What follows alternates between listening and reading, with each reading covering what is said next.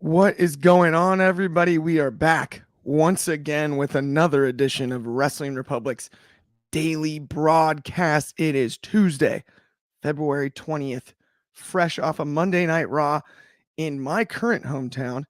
Well, not hometown, but home county. The closest arena where they might host a Monday Night Raw to me, let's put it that way, where they just hosted UFC 298. An event in which I attended with one of my good friends who's also on this show today. I'm riding with the sweetest crew. We got the Triple C crew in the building today. Let me introduce first, here in Southern California with me, attended to UFC 298 with me, Mr. Carter Crisp. How are you doing, my friend? Clark, I'm doing great, man. We just found out New Japan is coming to our favorite arena, the Toyota Dome in Ontario, California. And I just learned it is not actually called the Toyota Dome, but we will continue to call it that. Yep. Yes, Raw was local. No, we didn't realize it until halfway through Raw, but I'm excited to talk about it. Great show last night, I thought. Good action in the middle of the card, and let's get into it. I'm excited to get into it too, my friend. But before we do that, I also have to introduce, of course, the other C in the three C's in today's show. We've got Clark, we've got Carter, and of course, we've got our head of reviewing, Coby. How are you doing on this Tuesday, Coby? Oh, it's definitely been a long time since I've graced your screens. If I had to have an ego, I can say it right now, but I haven't been on the show in a long time. I feel like it's been a few weeks. He's back. But I'm here to talk. I'm here to talk wrestling. I'm here to talk Monday Night Raw. I'm here to talk to the shows that I review on a weekly basis. I'm ready. Of course, it's like Clark's introduced us as, it's the Triple C crew, Triple C V2, because we also had Triple C with Chaos before. But now we have one with Carter. This is the crew talking Monday Night Raw. And just to note, and I don't know if this is a topic for tomorrow or something, but WWE made it very apparent that they had the business deal with the Honda Center. Yep. Along with the UFC, to bring 3 events to that arena every year. That's interesting. I guess it was at least 3, but that's an interesting business move, and I expect more of those deals to be coming. Obviously, that's more of a business talk for probably a Clark and Ben Allison show, but it doesn't matter. We're here. I'm ready to talk Raw. You know, Coby, I'm actually really happy you brought that up, Coby, because I will mention 2 of my very favorite sporting events I've ever attended were at that very Honda Center. The first being WrestleMania 12, my very first wrestling event. Shawn Michaels, Bret Hart in the main event, Undertaker, Diesel. You had Triple H versus Ultimate Warrior, an unbelievable, iconic card. And the second being John Jones, Daniel Cormier 2, an event where the main event was eventually reversed and turned into a no contest, but it was one of the most electric UFC crowds I've ever been a part of. Both UFC and WrestleMania are awesome at the Honda Center. I think it's really good for both, honestly, the community and for the WWE and for the UFC. That's a building that consistently gets filled for combat sports, and it's a really hot crowd. I would say arguably better than the Los Angeles crowd you get just merely a few miles north over at Crypto. I think you're bound to get a hotter crowd at Honda Center than you are there, and that's why the deal was made. I'm excited about it, but let's get into last night's show, which kicked off with an absolute banger of a match. Not the result I necessarily expected. Cody versus Drew McIntyre. Of course, Cody gets robbed early in the show by Solo Sikoa. Big old Samoan spike to the neck. We have a comment over here from David Maj, who added that Solo Samoan spike left a mark when Cody was interviewed backstage after the fact, and he had a huge red mark on his neck. Yeah, that I thought was an awesome touch. Whether the red mark was legit or maybe a little makeup in pre-interview, I'm not totally sure, and I'm not here to debate that either. But I enjoyed that aesthetically. I thought that was awesome. McIntyre picks up the victory via Claymore. This was just an exciting way to open the show, a wild match, but also like I previously stated here, not necessarily the result we saw coming. Coby, I want to know what you had this in the ratings and your thoughts on it as far as the Bloodline's interference and interjection into the early segments of Monday Night Raw. So this was the second highest rated WWE main roster match of this year. The first being Seth Rollins and Drew from day one. This being just a quarter star lower at 4.5. Cody Rhodes versus Drew McIntyre tore the absolute house down. We have Cody Rhodes targeting Drew McIntyre's knee. You had Cody doing the figure four. A lot of this match carried the elements that we loved from the Thunderdome. We had, and this was very evident when Roman Reigns had his matches. Roman Reigns talking, I don't want to say the word, but he's talking badly to Jey Uso, and you can hear it because there's nobody in there, and the cameras are able to pick it up. There was a lot of that in this match with Drew McIntyre talking down to Cody Rhodes, and in that sense, I thought it was great. If I'm talking strictly the finish, this is where it gets interesting. Would I have absolutely liked for this to be more of a connected story from the last year? Absolutely. But this fits because we have Cody Rhodes once again losing to the same situation, sans going for a third crossroads because he didn't. Like that was what happened with Roman at WrestleMania. This was only one, but the result stayed the same. As there was not a ref spot. Ref is distracted, and he gets the spike rammed in his neck. This is great storytelling because not only did it happen last year in his first pinfall loss in the company, but now it happened in his first pinfall loss since then. He lost to Brock Lesnar, but he didn't get tapped.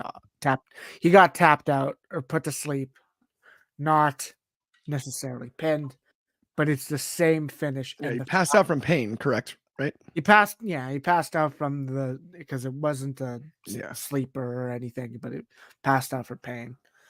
This is where this is going to get interesting because this move, this spot is going to be so evident. And if I'm going to call a spot, I'm calling this to happen at WrestleMania.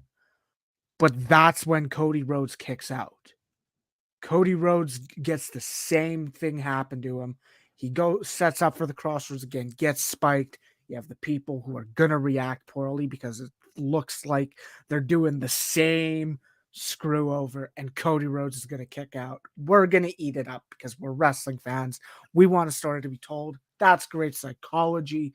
Other than that, this match had it all because there was a great crowd because you have a crowd that is firmly behind Cody Rhodes, and they have been since he showed up.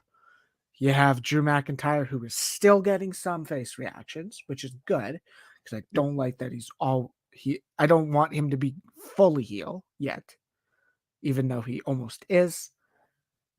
And then you just have the in-ring action where it was great, phenomenal, great psychology. I thought there was a lot of really good combos. And I forget the wrestling style that kind of views it as like, okay, there's always going to be not counters for counters, but like Right. those are the sequences that I tend to very much enjoy nowadays or now. And there was that, like you have Cody going for the pedigree. Oh, going for set up for the future shock. No. And then he gets the pedigree. You have Drew McIntyre catching Cody with a, what is it? The psycho headbutt? No, I can't remember what is that headbutt's called. Oh, the Glasgow kiss.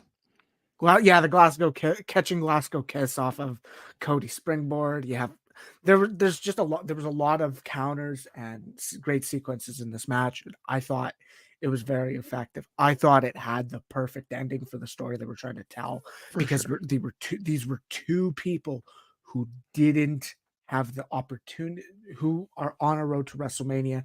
Drew's path isn't as known, but Drew has a Elimination Chamber match. You have Cody Rhodes, who clearly has a main event already in the works, and we got the result that was shocking. I love that. Absolutely. I thought it was very well done. Felt like an upset, even with the interference, I think, for sure, Coby. And of course, if you haven't gone and checked out Coby's review of Monday Night Raw, check out the website. All of Coby's reviews. He's the best in the game, the best in the world at it. To help develop the system himself. The guy's a legend. You got to listen to Cobes. He knows what he's talking about. Also, though, I have to ask you, Carter, about this opening contest, because it's one of those that on paper, I assumed this was Cody Rhodes beating McIntyre on the way to Roman Reigns here to keep him strong. The way it played out, I loved. I see Solo being a thorn in not just the side of Cody's neck, but a thorn in his side along the way to WrestleMania from here on out.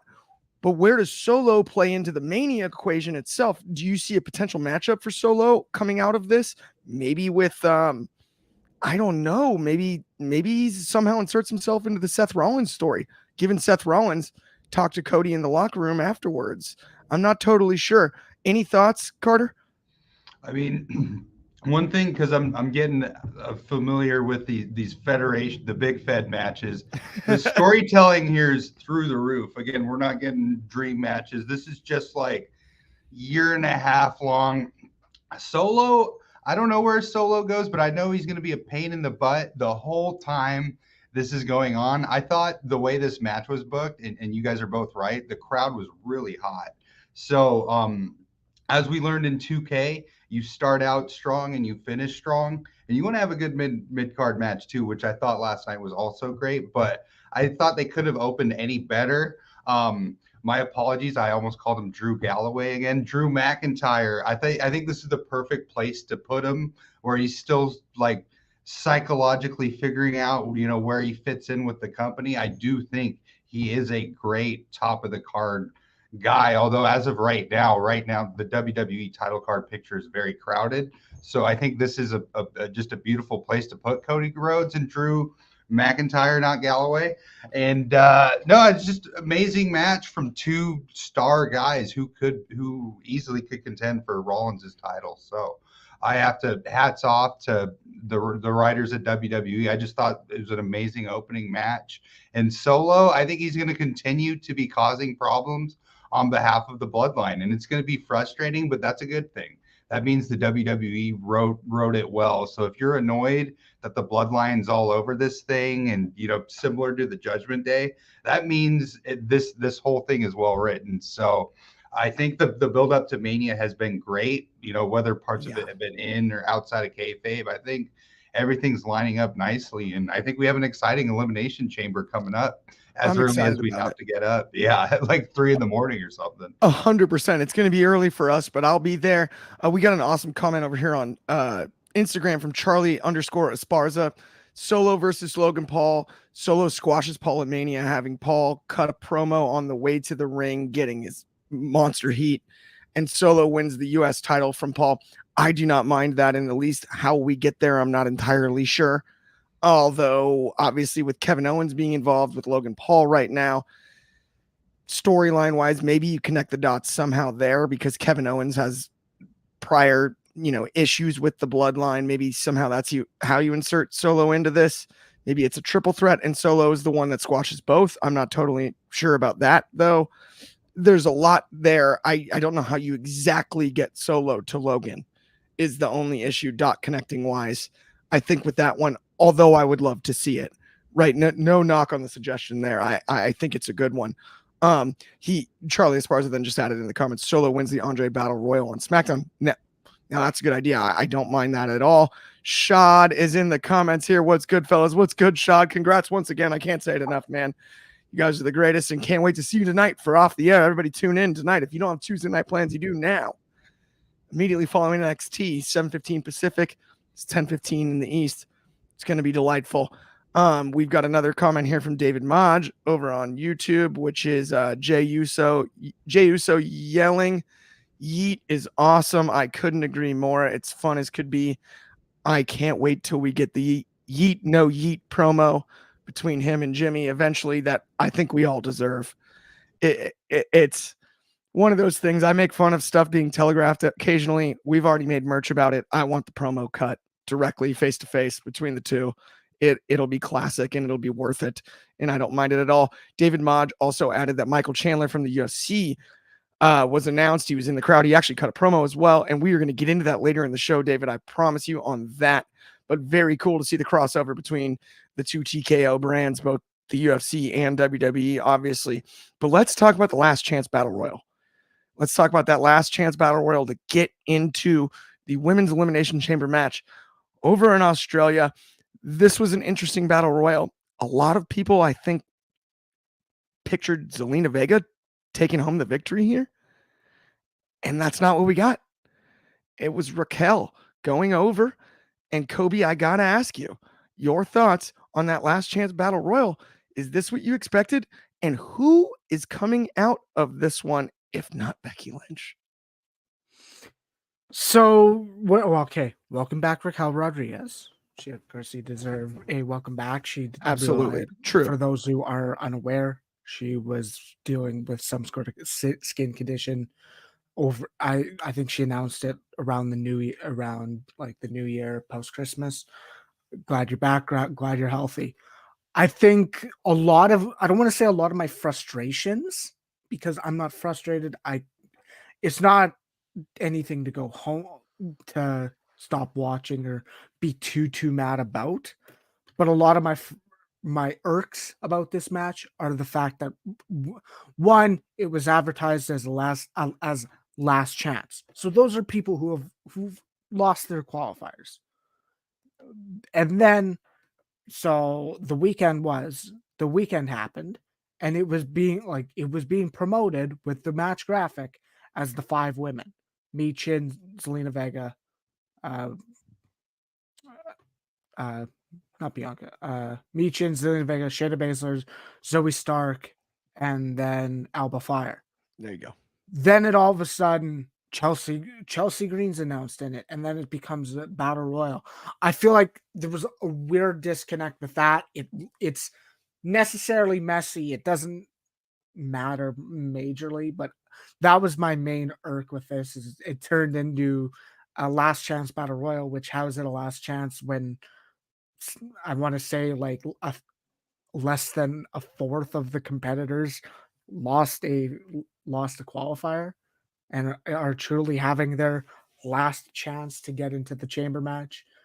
That kind of irked me. I think a lot of people were like, okay, if they're going to do a battle royal, if they're going to do a 6-pack challenge, a lot of people wanted it to be Indy Hartwell because Australia. Yeah. Right. That I would have absolutely loved Zelina Vega to do it. She deserves another moment. She deserved some sort of follow-up after her amazing moment in Backlash, which we are going to continue to mention because it deserves to be mentioned. It does. Regarding Raquel Rodriguez, I had more irk about what she. I mean, I guess I get to talk about the promo in a bit after, but it was fine. I liked what they did with a lot of it. Yeah, Valhalla eliminating Maxine Dupree. You have a lot of the eliminations that are making the sense that they need to. You have Zoe Stark and Shayna Baszler, who are still they're friends. They'll work together, and they did. They looked good. They kind of made Zoe Stark look a little silly in the finish of not trying to just get back in the ring to get an elimination. But totally, I assumed that was the direction they were going, is Rodriguez with the victory because she had her return in this match. Right. I'm fine with it. I'm still seeing Becky or Liv winning the chamber. Yeah. I like all of those calls. We've got a bunch of good comments here to add. David Modge added that Chelsea Green would have been sweet if she was actually able to throw Raquel out. I don't hate that at all. That finish is so overused right now. The Soul Sessions added But yeah. Sorry, no worries. Soul's in the comments with kind of glad Raquel is back, and I feel it'd be more beneficial to have her beat Rhea at Mania because Rhea's title reign has been very weak. Ooh, that's a controversial take, but what do we expect from our good friend Soul? Nothing less than that. And then David Maja, I can't read that comment. We're gonna move on to the next topic though.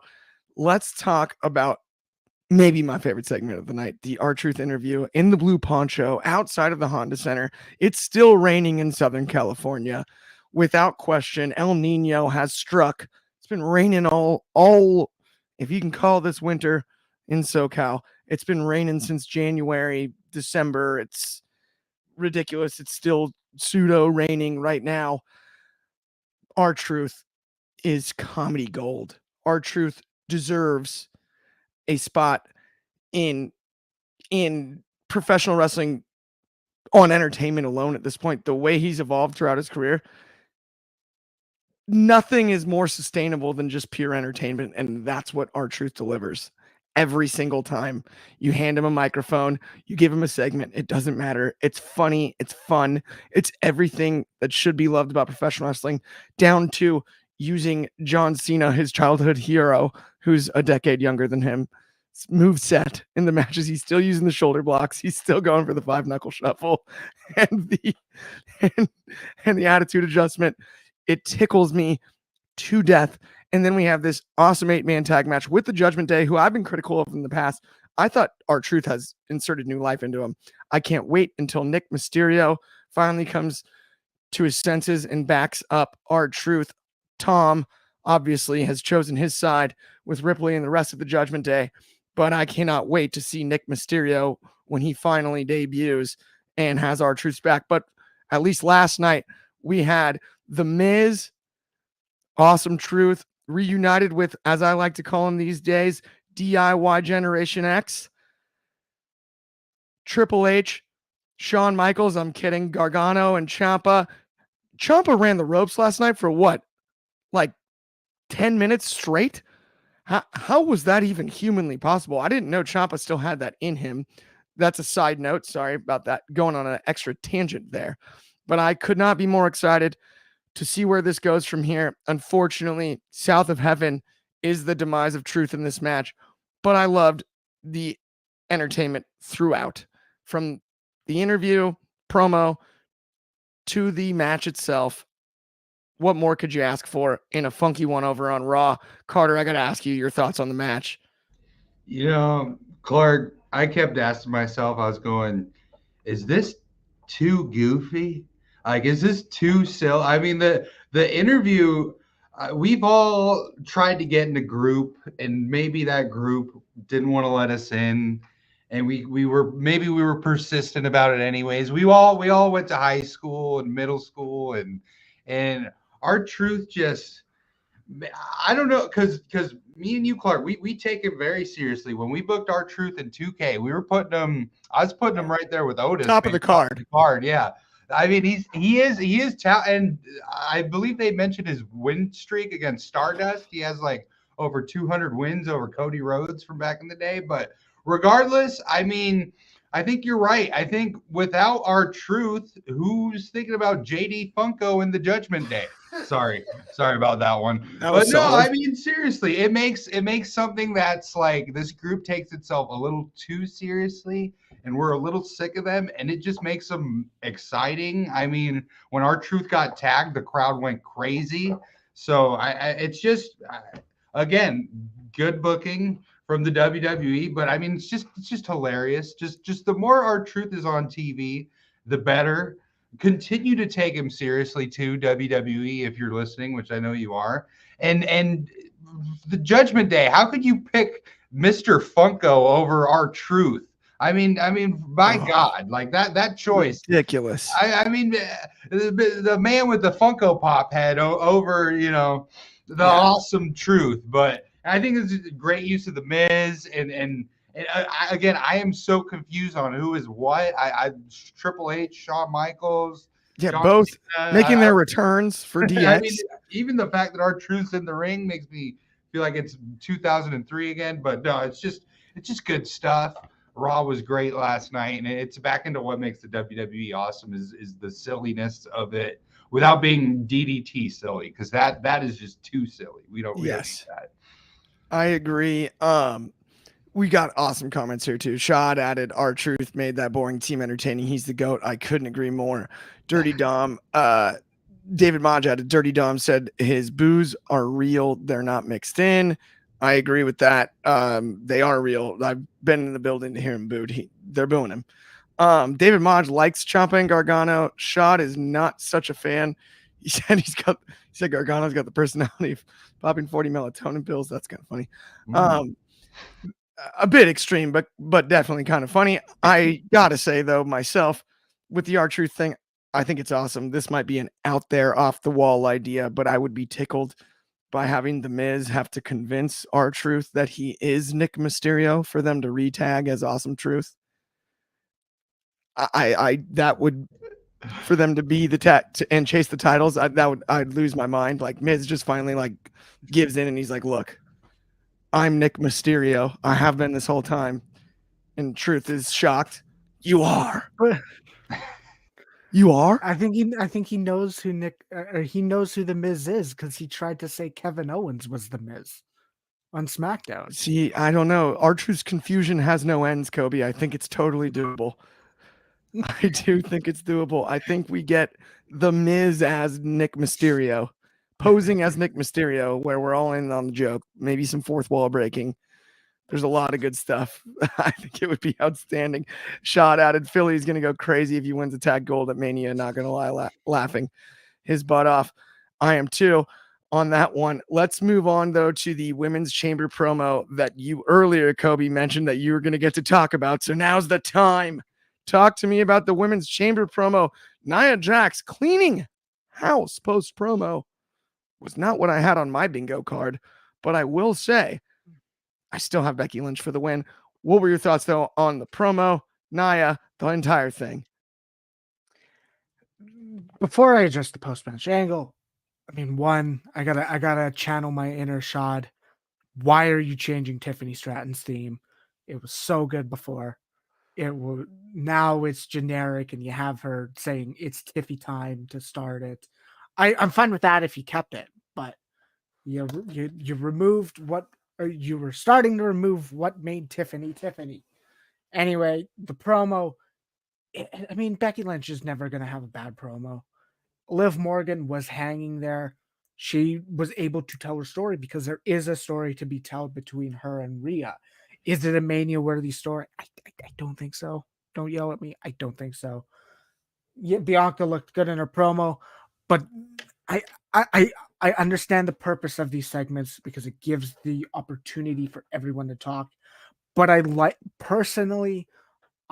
when they present them as they used to call it the summit, where they all it doesn't have to they all don't have to have a podium at it. But if they're all there and they get the opportunity to talk, I like that. This is, and this person interrupts this person and and then gets interrupted and then gets interrupted. And it's just an endless loop that it's irksome because yes, maybe you want to see that next person who wants it, but you never get the full opportunity to have someone not necessarily have the discussion, but you're always going to have something that halts what they say. Oh, maybe they have a good point. Oh, wait, no, Bianca Belair is showing up. And who is telling Raquel Rodriguez to go, oh, but maybe Nia Jax will be the champion. Yes, Nia Jax has beat you, Raquel, but you do not have to have a fed line like, oh, but Nia Jax is still a credible threat, and you are forgetting about Nia Jax potentially being champion. That's a fed and scripted line. Yep. It irked me, but I will say this. Post-match, the brawl was awkward because, I mean, the funny video is all around. You have Bianca and Becky basically looking at each other, shrugging, and then starting to fight. Little funny, but it's awkward. I like the post-match angle, or not post-match angle, post-promo angle of Nia Jax wrecking house, laying everyone out with leg drops. it made her look like a dominating force because we are setting her up to face Rhea Ripley in potentially a main event match on her home for turf, Australia, right? in Rhea's home turf. Yeah, and I agree. I think that was the strength of this segment. We got a bunch of more comments here to get to. We've got from Rom Z, we want Cody. Dude, all love, man. You got him. You got him. It happened. That was like 2 weeks ago. But then Shad added that Bianca Belair was in her old NXT bag. This promo was fire. I need her versus Tiffany Stratton at Mania. Ooh, let's talk about it. Shad does not like these segments. And Bobby also added that Bobby Petito added, it was great to see Tiffany Stratton on Raw. She'll be champion. She'll be the champion on the main roster. I totally agree with that. David Modge added Mojo Rawley. I think you meant not Riley. Should make a comeback before Mania. That's a funny one. I just had to show that. And then Shad added facts to your statements earlier, Coby. It doesn't flow together at all. I agree. And then Shad and Bobby said hello to each other. And David Modge added that he'd like to see Nia beat Rhea. I wouldn't hate it. Wouldn't hate it. And then but then he also added that Rhea is definitely going to win on her home turf. Okay, let's move on to a segment, though, that I'm really excited to talk about because this is interesting. It was brought up earlier. David Modge brought it up in the comments asking about McGregor and Chandler based on last night's crossover promo. We had Chandler directly behind the announce desks, handed a WWE microphone. Obviously, WWE and UFC are both now under the same banner with TKO. McGregor was called out by Michael Chandler. I believe he said that they have unfinished business was the main punchline. I dug it. I'm excited about it. They also took a picture with Triple H and Chandler that said contract signed with the finger point, which I found fascinatingly interesting. There's been suggestions online, rumblings over on X, Twitter, whatever we'd like to call it, that maybe they face at Mania. I don't know. That's not out of the question in my eyes. Who knows? Carter, our resident grappling expert, our very best Brazilian Jiu-Jitsu practitioner over here at Wrestling Republic. I have to ask you about this one because I know both you and I, as huge mixed martial arts fans, we're actually excited about this segment. It was a fun one. Even though I cannot stand the University of Missouri, I'll be rooting for Michael Chandler in this contest, no matter where it takes place. But I have to ask you your thoughts on everything that went down last night involving Michael Chandler. I didn't know Chandler went to Mizzou. That's news. Can't stand Mizzou. Sorry. Wow, you must really dislike McNuggets. So the one thing I do have to say is to be a pro wrestler, you have to train in pro wrestling. And I would argue that takes 3 to 6 months before you're ready to go in public in a ring.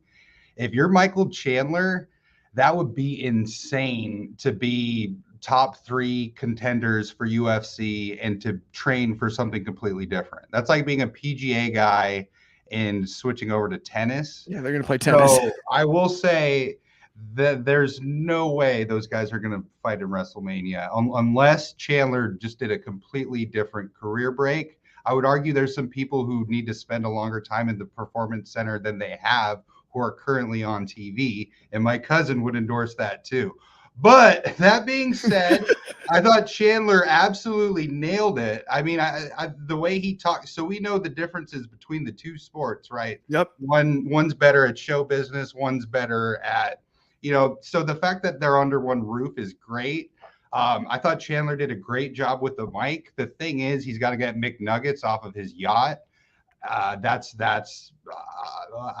my personal opinion. That's going to take an act of God. So I don't know when that fight's going to be. So I wish they grabbed 2 other guys than a fight that's going to be floating in the air for a year and a half. But I find it interesting because we're in the West in America and Europe, and generally speaking, compared to Japanese audience, I would argue we have a much more uneducated wrestling audience. Like we are, Clark, you were there at the UFC. We had 2 guys hit top mount for 10 seconds and the fans booed.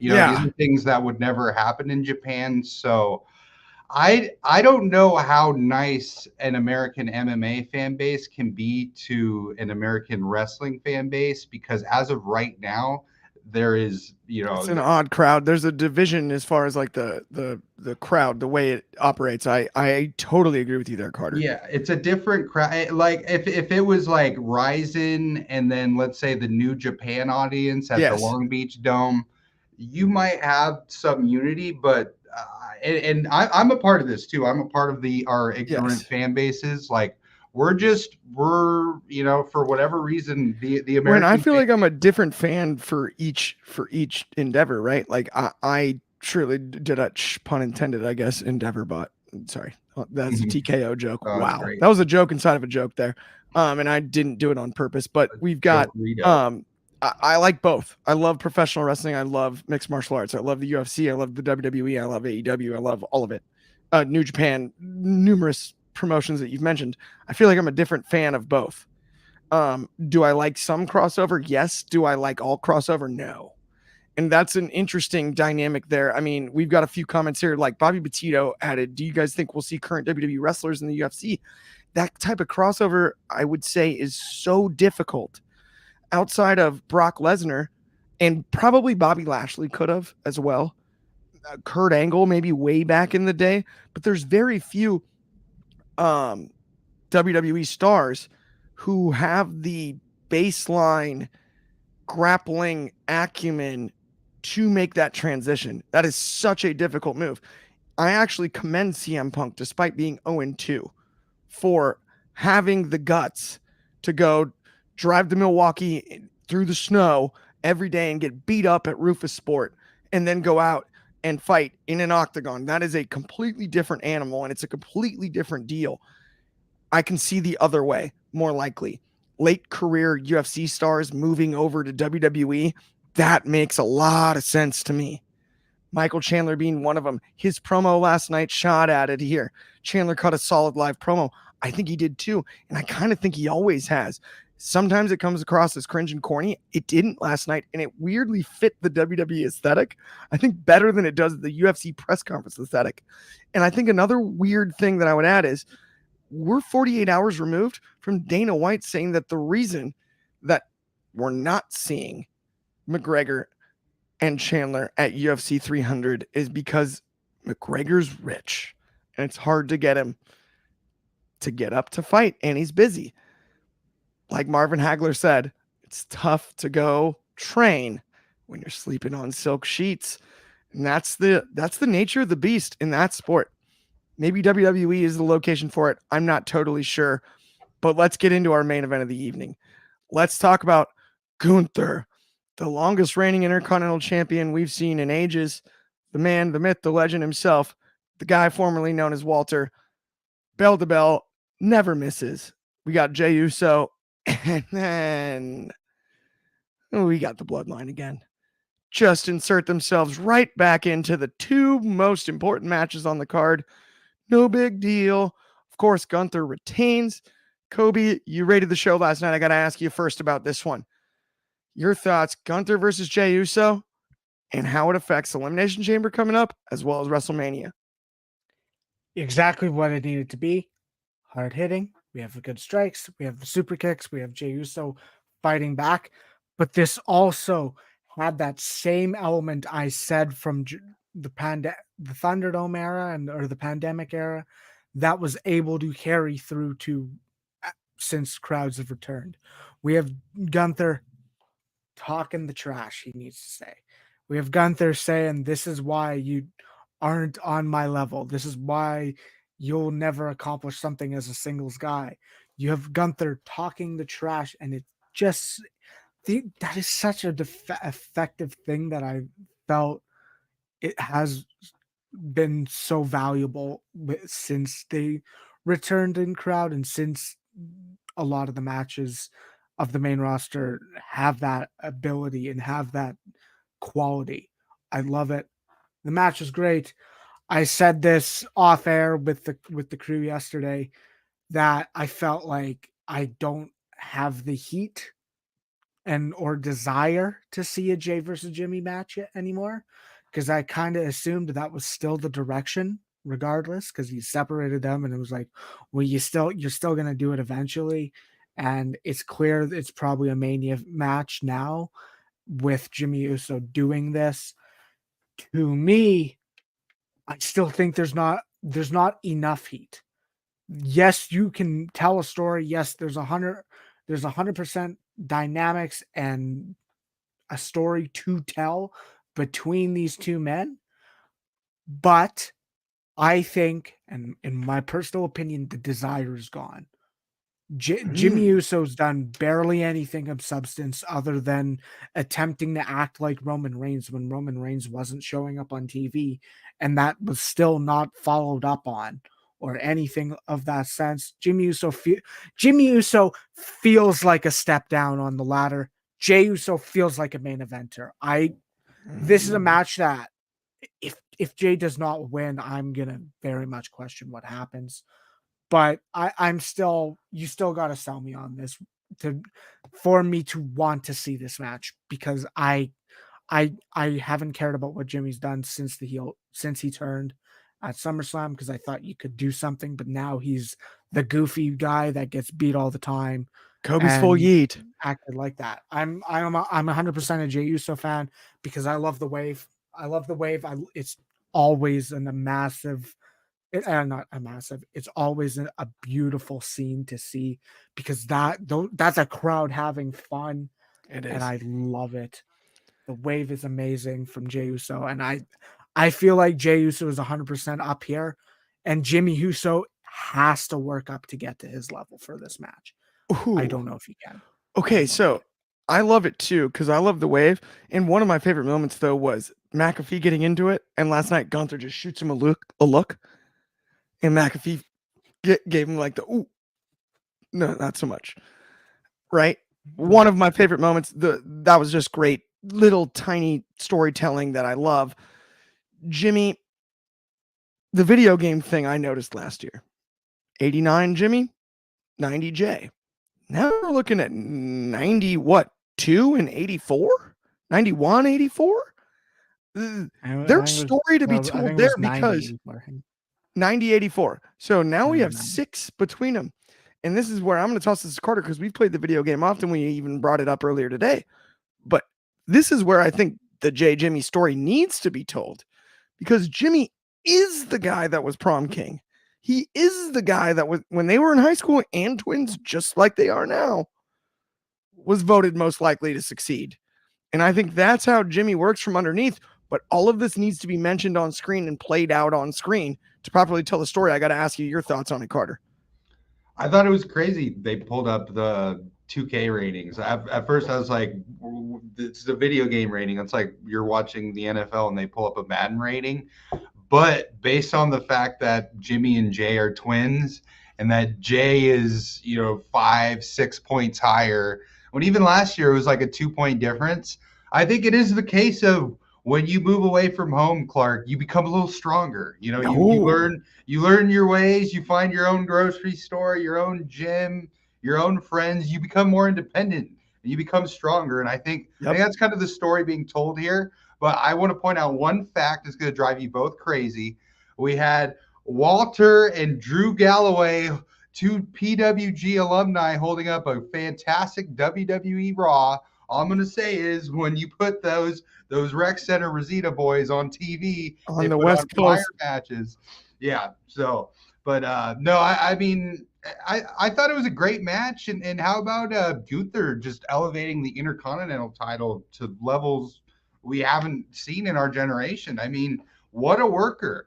And he made Jay look strong too. So I have nothing bad to say about the booking. Even Cardi Cornette called me to let me know he loved it. So yeah, no complaints last night. Last night was a great Raw. 100%, Carter. I couldn't agree with you more there. And I loved all the references, and PWG. I'm a huge fan as well. You have 2 PWG legends on the West Coast. Once again, it just makes sense. People forget about that, right? We got in the comments here, Matt Williams, Carter is money. I could not agree more with that. Coby is as well. On behalf of the three of us, though, that does bring us to the end of the show. Thank you, everybody, so much for tuning in. If you haven't already liked and subscribed, please do. It helps us out immensely. Thank you to everybody in the comments. Everybody that viewed it, though, it means the world to us. If you don't have plans Tuesday night, I already said it once today, but make new ones. If you're going to watch NXT immediately following, head over to YouTube, Instagram, Twitch, X, whichever one you prefer. Tune in, 7:15, me, Shad, fresh off of a wedding, and Drizzy, of course, as usual, will be breaking down NXT on Off the Air. That's at 7:15 Pacific. That's at 10:15 Eastern. That's 9:15 Central. That is deep in the middle of the night. Deep in the middle of the night in the UK. But it is 4:15 over in Hawaii. Everyone have an excellent Tuesday, and we'll talk to y'all soon.